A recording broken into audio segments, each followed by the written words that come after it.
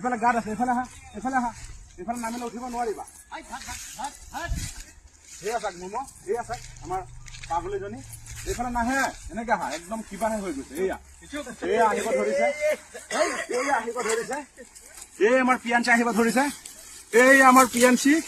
Happy birthday Piyanchi, happy birthday Piyanchi, happy birthday mom, happy birthday mom, happy birthday to you, happy birthday to you, dear happy birthday to you Piyanchi, happy birthday mom. এই আমাৰ মমৰ birthday এইদৰে আমি পালন কৰি আছো। শিৱা এইফালৰ পৰা দেখুৱা, এই আমাৰ মম। আৰু চাওক মম এতিয়া মোৰ নিচিনা ওখ হৈ গ'ল, আৰু মমৰ আজি 1 বছৰ সম্পূৰ্ণ হ'ল। খুব ভাল লাগিছে, আৰু মম সদায় ভালে কুশলে থাকক, আৰু বছৰ বছৰ যাতে তাৰ বাৰ্থডে আমি পালন কৰিব পাৰো। এইটো নেখায় মম, এয়া মমই কিন্তু কেক ধৰা নাই। মম তোমাৰ কেকটো দিয়া, ময়ে কাটি দিওঁ। এয়া আমাৰ মমৰ কেক দেই। শিৱা, এই শিৱা ধৰা, এইটো ধৰা, ঠিক আছে ধৰা।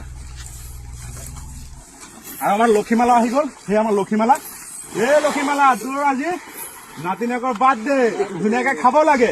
1 বছৰ হ'ল আমাৰ টিকলাজনীৰ বাৰ্থডে।